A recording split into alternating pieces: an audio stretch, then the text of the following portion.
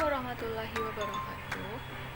Perkenalkan, saya Nurul Alfida dengan NIM 20058170 dari Prodi Pendidikan Sosiologi Universitas Negeri Padang. Kali ini saya akan mempresentasikan dan menjelaskan materi mengenai administrasi peserta didik.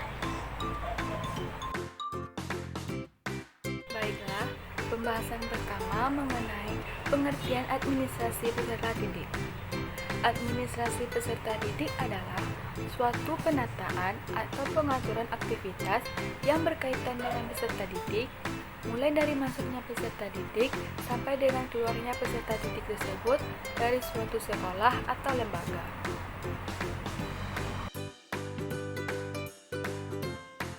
Selanjutnya, mengenai proses administrasi peserta didik.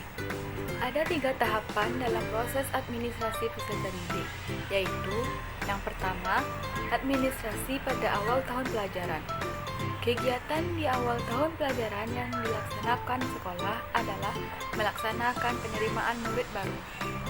Penerimaan murid adalah proses seleksi dan pencatatan murid yang memasuki sekolah tertentu setelah memenuhi persyaratan-persyaratan yang ditentukan oleh sekolah itu.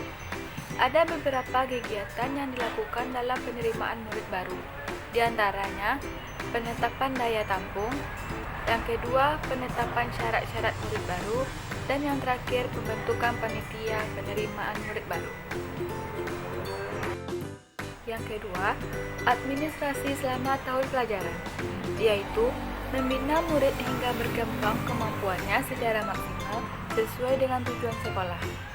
Pembinaan murid dilakukan agar murid mengenal lingkungan tempat belajar mereka dan dapat menyesuaikan diri dengan tuntutan sekolah. Beberapa hal yang dapat dilakukan dalam rangka pembinaan murid ini adalah orientasi untuk murid baru, peraturan kehadiran murid, tata tertib sekolah, ganjaran, dan hukuman. Yang ketiga, administrasi akhir tahun pelajaran. Adapun kegiatan pada akhir tahun adalah pelaksanaan ujian nasional dan ujian akhir semester serta pengisian rapor murid agar bisa naik tingkat yang lebih tinggi. Selanjutnya, instrumen administrasi peserta didik. Adapun instrumen-instrumen yang dimaksud antara lain, yang pertama, buku induk. Merupakan buku pokok karena di dalamnya memuat semua informasi yang dianggap lengkap mengenai keadaan siswa. Informasi tersebut dapat meliputi identitas pribadi siswa sampai pada informasi mengenai nilai-nilai hasil belajar yang diperoleh siswa selama belajar di sekolah yang bersangkutan. Yang kedua, buku kelaper. Berfungsi untuk membantu buku induk memuat data yang penting-penting. Kegunaan utama buku kelaper adalah untuk memudahkan mencari data murid, apalagi belum diketahui nomor induknya. Hal ini mudah ditemukan dalam buku kelaper karena nama murid disusun menurut abjad.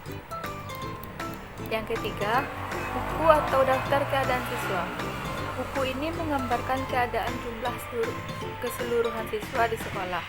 Biasanya, gambaran keadaan siswa di suatu sekolah akan terus teridentifikasi di setiap bulannya. Yang keempat, daftar hadir siswa. Daftar hadir siswa ini dibuat untuk mengendalikan keaktifan siswa mengikuti kegiatan di sekolah. Yang kelima, file penyimpanan berkas. Berkas-berkas yang sifatnya terlepas-lepas perlu diarsipkan dengan baik oleh sekolah.